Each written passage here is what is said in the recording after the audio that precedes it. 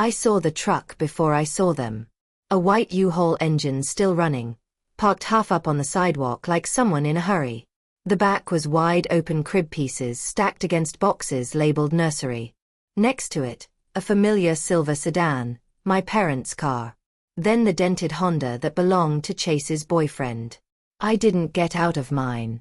I just sat there, both hands still on the wheel. I could see my mother, Carol, pacing near the entrance of my building. She was on the phone with someone nodding too much. I cracked the window. "Yes, the locksmith should be here any minute," she said. My daughter gave us permission, but she forgot to leave the key. My daughter. She wasn't talking about Kayla. I stepped out slowly, pulled my phone from my coat pocket, and dialed 911 with steady fingers. The dispatcher asked if there was an emergency. I said, "Yes. My name is Natalie Blake. I live at 1447 Ellsworth Avenue, and there are people trying to break into my apartment." I hadn't spoken to any of them in over 2 weeks. Inside the truck, I recognized a rocking chair I hadn't seen since Kayla moved in with Chase. A box of baby bottles, a folded-up play pin. I hadn't told anyone I'd be gone today. They just assumed. I stood there in the cold, watching my family unload my future without asking. And all I could think was, when did they decide my home was theirs to take? Because this wasn't just over a nursery. It had started long before. And back then, I didn't even know what I was giving away. I bought my apartment 2 years ago. It's not big, not flashy, but every square foot has my name written into it because I earned it the long way. After college, I lived in a studio over a dry cleaner. The walls sweated in the summer and froze in the winter. I kept my groceries in a mini fridge and my clothes in bins under the bed. Rent was cheap, and that was the point. I worked at a marketing firm by day and picked up freelance copywriting at night. I skipped dinners out. I skipped holidays. I said no to girls' trips, birthdays, and weekends away. I ate canned soup and oatmeal. I sent my full-time paycheck to savings and lived off the scraps of my side gigs. When I hit my 7th year, I had enough for a down payment. I cried signing the mortgage papers, not because I was scared, but because it felt like the first time in my adult life that something finally belonged to me. It's a 2-bedroom in a quiet part of town. Nothing extravagant, just brick walls, north-facing windows, and a tiny balcony that gets good sun in spring. I turned the second room into a home office. I work hybrid, 3 days remote, 2 in office, and that room kept me sane through pandemic burnout and budget layoffs. My parents, Carol and Frank, came to see it once. Carol walked through it like she was taking inventory. Frank tapped the walls and said solid bones. Then they didn't say much. No congratulations. No real reaction. They told me later they thought I was rushing into ownership. But I didn't buy this place to prove anything. I bought it because I was tired of asking permission just to feel safe. Every inch of it was mine. The coffee ring on the nightstand, the dull scrape where my office chair wore the floor down. Even the smell pine cleaner and lavender smelled like me. That's what they tried to take. Not just a space, but the only thing in my life I didn't have to justify keeping. My sister Kayla and I grew up in the same house, but it never felt like we grew up in the same family. She was always the softer one, curly hair, dramatic, and endlessly adored. I was quieter, sharper at the edges. I did my homework. I remembered to feed the dog. I packed my own lunch by 5th grade. Kayla forgot her shoes to school once, and they brought them to her wrapped in a towel like she was Cinderella. It wasn't blatant. Not at first. Just small things that added up. Kayla got the bigger bedroom. I got her hand-me-down furniture. If we fought, I was told to be the bigger person. If she cried, I was told to give her what she wanted, just this once. I learned early that if I stayed useful, I'd stay out of trouble. By high school, the gap had widened. I was applying for scholarships while Kayla was sneaking out with boys who never stayed long. She dropped out of college her first semester, tried again a year later, and left before midterms. She's worked at a dozen places, coffee shops, boutiques, a yoga studio she didn't even like. None of it stuck, but she always landed on her feet. Our parents, especially Carol, had a way of framing it. She's just finding herself. She's creative. The world's not built for girls like her. And maybe that was true. But it didn't stop the pattern. Every time something fell apart, they caught her, and I kept working. When Kayla announced she was pregnant, no one blinked. She was 10 weeks along, barely showing, but Carol lit up like she'd won the lottery. Frank made a toast at dinner. To new beginnings. Chase sat beside her, saying nothing, looking proud like he'd just solved a crossword puzzle. They were thrilled. Their first grandchild, their second chance. Kayla beamed. I gave her a pair of newborn socks wrapped in tissue. She said, "Cute," and moved on. I smiled. I always smile, but inside I felt something shift, something small and sharp, like the first pop of a seam when a fabric's been stretched too tight for too long. It happened on a Sunday. We were sitting at the dinner table in my parents' house. Kayla had been talking about morning sickness like it was a badge of honor. Chase, her boyfriend, said something vague about his band maybe getting a local gig. Carol brought out pie. Then, just as I reached for my coffee, Carol looked at me and said, "We need to talk about your apartment." I thought she meant the location, maybe asking about the neighborhood or whether there was noise at night. But no, she meant the apartment itself. "It's a great space," she said. "Perfect layout, plenty of light, and it's close to the park." Frank nodded like this was a business pitch. Babies need space. A nursery. You're just one person, Nat. It's not like you need 2 bedrooms. I blinked. "I do need 2 bedrooms, I said. "One's my office." Carol smiled like she didn't hear me. "Kayla and Chase are really tight on space. That little 1-bedroom won't work once the baby comes." Chase kept eating. Kayla was quiet, rubbing her stomach like it meant something more than 10 weeks should. "You want me to let them move in?" I asked. They didn't blink. Frank shrugged. "It's just logical. You can find something smaller. You'd even save on monthly costs." "Not rented," I clarified. "Give it family helps family," Carol said. "And someday when you have kids, Kayla will help you." Kayla smiled soft and closed. She didn't offer a word of thanks, just looked at me like the outcome had already been decided. I sat my coffee down. No, not loud, not angry, just solid. That's when Carol's eyes watered. "I just thought with everything your sister's going through," Frank added, "it's not about the property, it's about people." Then Kayla spoke her first words all evening. "Some people just aren't meant to be ants." I stood up and walked out. The texts started that night. Articles about family values, infographics about single occupancy versus family living, a spreadsheet, no joke, from Frank explaining optimal square footage by head count. Then the phone calls from Carol, from Diane, my aunt, from cousins I hadn't spoken to in years. Each message carried the same undercurrent. I was being selfish. I was making a pregnant woman homeless. I was letting the family down. And no one, not a single one, asked why I said no. The thing about my family is they don't scream. They nudge. They imply. They layer guilt so gently it feels like love. Over the next week, I became a problem to solve. Carol sent me daily texts, quotes about sisterhood videos of babies giggling, a photo of Kayla's bump that frankly looked like bloating. "She's glowing," she wrote. "This baby needs roots." Frank emailed me a cost breakdown. It showed how much I could save if I moved into a studio across town. He color-coded it, labeled "one cell emotional ROI." Kayla posted on Facebook. "Some people just don't understand. It takes a village. Grateful for those who do." I didn't reply, but Diane did. So did 3 cousins. The comments turned into a chain of thinly veiled digs at me. Kids show you who's really generous. Some folks forget who held them through the flu at age 5. I started dreading my phone. Every ding felt like a warning shot.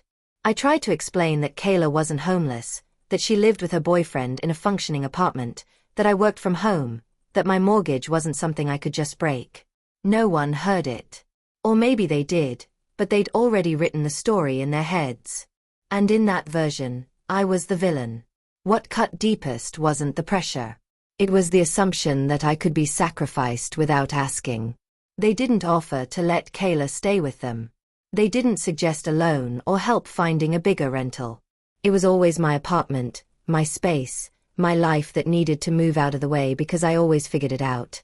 I always said yes. I was the dependable one, the strong one, the one who made things work while Kayla unraveled. And for the first time in my life, I began to wonder, was being dependable just another way of being disposable? I brought all of it, every screenshot, every voicemail to therapy. My therapist looked at me and said, "You're allowed to want a door that only opens from the inside." That line sat in my chest for days. Because that's all I ever wanted really. A space that didn't come with conditions. A life that didn't require permission. I thought maybe if we talked in person, it would help. So, I invited everyone, Carol, Frank, Kayla, and Chase over to my apartment for lunch that Saturday. I wanted it to be calm, neutral territory. I even made pasta salad from my mother's recipe, thinking it might soften things. They showed up 45 minutes early. I was still chopping basil when I heard my front door unlock. My mother still had a spare key from when I first moved in. I never thought to take it back. That would change. Carol walked in like she'd never left.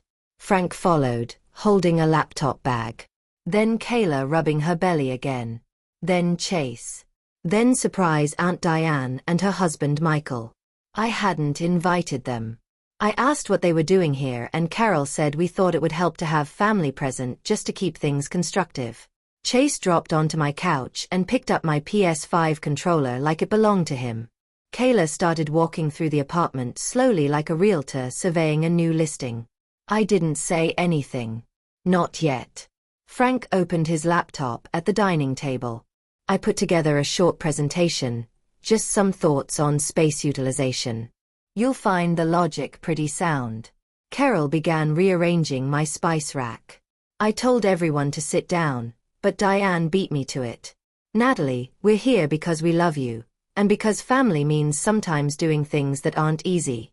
Then came the speeches. Frank spoke about sacrifice. Diane about how her generation understood duty. Kayla talked about her morning sickness. Chase mentioned that his band might need a garage for practice. My building doesn't have a garage. I waited. I listened. And when it was my turn, I spoke softly. I said I understood their concerns. I wasn't heartless. I loved my sister. But this apartment was mine, not a community resource. I offered to help Kayla look for a new place. I even said I'd contribute toward a deposit up to $1,000. Kayla stood up. "I just need to see something," she said and walked straight into my bedroom. I followed. She was in my closet with her phone flashlight out scanning the walls. "This would be perfect for the nursery," she said. "The closet's big enough for a changing table." "What are you doing?" I asked. "Just planning ahead. Mom said you'd come around." Back in the office, Carol was measuring the wall with a tape measure. That's when I knew this wasn't a discussion. It never had been. The next morning, I changed the locks. It felt ridiculous, like overreacting, but I couldn't shake the image of my mother with a measuring tape in my office and Kayla in my closet mapping out a future they never asked if I was part of. I thought that would be the end of it. It wasn't. 2 days later, I got a text from Kayla with a Pinterest board titled Natalie's Apartment Nursery Ideas. It had 47 pins, color swatches, crib options, a glider that cost more than my rent used to. The caption said, "So excited." The next morning, Carol called sobbing. She tried to let the designer in and had been humiliated when the locksmith turned her away. "Why are you making this harder than it needs to be?" she said. That same afternoon, the property manager from my building called. Someone he wouldn't say who, but we both knew had tried to add Kayla and Chase to my lease. When told only I could make that change, they asked about family transfer policies. There weren't any. The day after that, My security camera buzzed. 2 figures at my front door. One was Kayla. The other was a woman in business casual holding a clipboard. They tried multiple keys for nearly 10 minutes before giving up. That night, the family group chat lit up. Carol Natalie refused to let the nursery designer in. She wasted $200. Kayla, some aunt you turned out to be. Frank, your mother hasn't stopped crying. Happy now. More comments followed. Some from cousins I barely knew. Some from relatives who hadn't spoken to me in years. All of them carried the same message. I was the reason the family was falling apart. Friday morning, I woke to 14 missed calls. Kayla had created a public Facebook event. Helped Kayla move into her new home. The location, my address. 23 people had RSVP'd. I commented, "This is my apartment. Kayla does not live here and will not be moving in." The event was deleted within the hour, but not before screenshots were shared in the group chat with captions like "cruelty documented" and "imagine doing this to your own sister." I'd always known they underestimated me. Now I was starting to understand by how much. 3 weeks later things went quiet. Too quiet. No texts, no calls, no new group chat wars. I let myself believe for a moment that maybe they were backing down. They weren't. That Thursday, while I was at the office downtown, my actual office, not the one in my apartment, I got a text from my neighbor Kevin. "Hey, everything okay? There's a moving truck outside. Thought you were going on vacation." My stomach dropped. I opened the app for my security cameras and there it was clear as day. A U-Haul parked out front. Carol's car in the visitor spot. Kayla's Honda behind it. The back of the truck already open, filled with boxes labeled baby clothes nursery and books chase. I left work without telling anyone. That 20-minute drive felt like hours. When I pulled up, I saw the crib from Kayla's old apartment. A stack of diaper boxes. The rocking chair again. My name was still on the door, but they were preparing to erase it. I ran to the building, heart pounding. The door was locked, thank God, but I heard voices inside the hallway.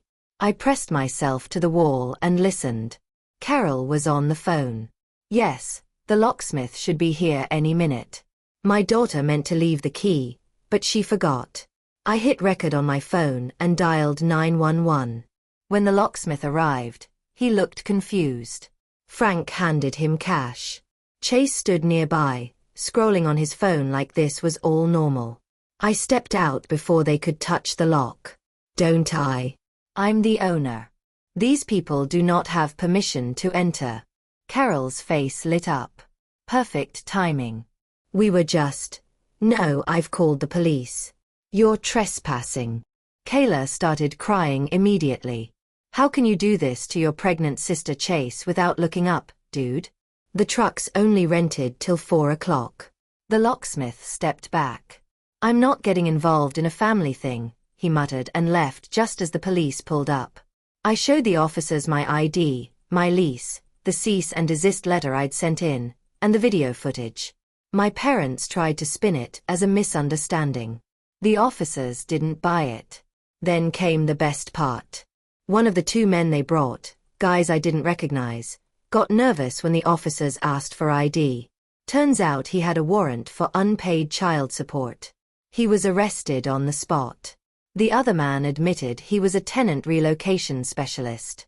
In other words, someone they hired to move me out if I resisted. He left before anyone else could speak. The officers issued an official trespass warning. "Any further attempts to enter this property," one of them said, "will result in arrest." And still Frank turned to me and said, "All this for an apartment? No. All this because you thought I wouldn't fight back." The next morning, I checked my mailbox and found an envelope from my parents. Inside was a rental agreement dated 3 weeks prior stating that I would be renting my apartment to Kayla for $500 a month, already signed by Kayla. With Carol and Frank listed as witnesses, there was a note, "Natalie. We thought this would be fair. You can stay with us until you find something suitable." Mom and Dad, I called my lawyer. We filed a cease and desist order against all three of them. I also filed for a restraining order and had the building formally trespass them. I changed my emergency contacts at work, removed them from my banking info and insurance beneficiaries. Then I blocked their numbers except through legal channels. The family chat exploded. Diane called me cruel. My cousin Mark texted, "Wow, money really does change people." Uncle Glenn chimed in, "Your grandparents would be ashamed." Carol sent one final message. "I don't have a daughter anymore." Frank added, "All this for an apartment. Hope you enjoy living alone forever." Only one voice came quietly. Rachel, my cousin, messaged me privately. "Saw the footage. They're out of their minds. Stand your ground." I posted the video to my own Facebook. No caption, just the raw truth. In the days that followed, the harassment hit a different gear. Someone sent 5 food delivery orders I never made. My number showed up on a Craigslist post offering a free PS5. I started getting dozens of spam newsletters. 3 locksmiths called about a lockout request I hadn't submitted. Then came the lawsuit. I received a certified letter from their lawyer.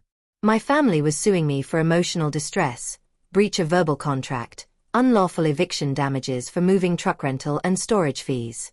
They wanted $15,000 and the apartment. My lawyer laughed when he read it. Actually laughed. He filed a countersuit for attempted fraud, harassment, illegal entry, and defamation. Then discovery began. And that's when everything broke open. Texts between Kayla and Chase's mom subpoenaed as part of the fraud charge revealed their full plan. Move in. Let me keep paying the mortgage. Stop paying anything once the baby arrived. Claim I couldn't evict a family with a child. Eventually take over the apartment altogether. Kayla even wrote, "Once we're in a year, squatters' rights kick in." We looked it up. They didn't look it up. Well, that's not how it works in our state. The lawsuit didn't last long. 3 weeks after filing, it was tossed out. The judge called it baseless and a clear misuse of the court's time. Their own attorney, some poor man, probably hoping for a quiet retirement, apologized to mine in the hallway.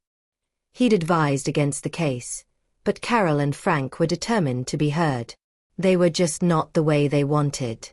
My countersuit moved forward.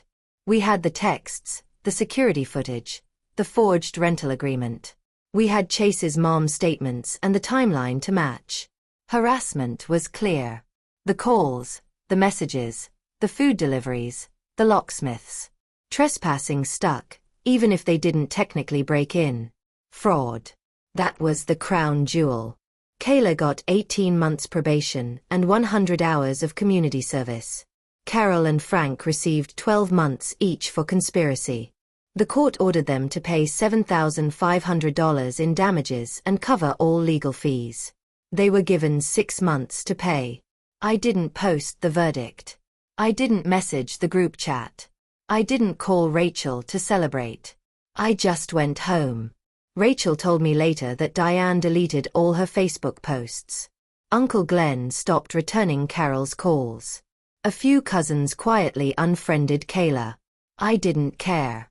I wasn't tracking sides anymore. Kayla gave birth to a girl 2 months later. I found out through Rachel. I haven't seen the baby. I don't intend to.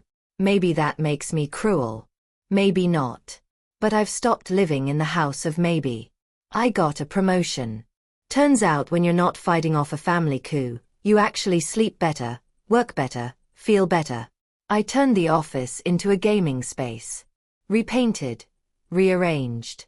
Not to forget, just to reclaim. Last week, my lawyer forwarded me a letter, 3 handwritten pages from Carol. She missed me. The family had changed. She wanted to move past this. There was no apology, no mention of what they tried to do, just paragraphs about her grief, her disappointment, her hurt. I read it once, then I folded it up and dropped it in the trash. I didn't need to scream. I didn't need revenge. I just needed it to be over. I haven't spoken to Kayla since the court date. Not when she gave birth. Not when Carol posted a blurry photo of the baby swaddled in pink with the caption, "The light at the end of everything." Not when Chase disappeared from the picture 3 weeks later, packed up his gear, and moved to LA like he'd always said he would. He'd had $23,000 saved. Separate account. Rachel found out through his mother, who was just as blindsided. Kayla had no idea. Turns out he'd never planned to stay. Not with her. Not with the baby. Now she lives back at home. 5 people in one house. Kayla, the baby, Carol, Frank, and the echoes of a plan that didn't work. Frank picked up extra shifts. Carol retired early to help with childcare. Rachel says the baby cries a lot, that Kayla's overwhelmed, that Carol is too tired to pretend it's fine. Sometimes I think about the baby. She didn't ask for any of this. She didn't lie. She didn't manipulate. She was just born into a storm. So, I did one thing. I set up a trust. Small but solid. Just enough to give her a choice one day. She won't know about it until she turns 18. Kayla won't be able to access it. There's no note, no card. Oh, no strings.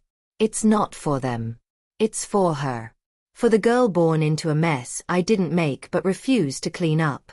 I don't know if she'll understand. Maybe she'll resent me for not being around. Maybe she'll never even know my name. But if someday she opens a letter with her college acceptance or signs a lease she chose for herself or simply looks around and realizes she's free, then that will be enough. That will be mine.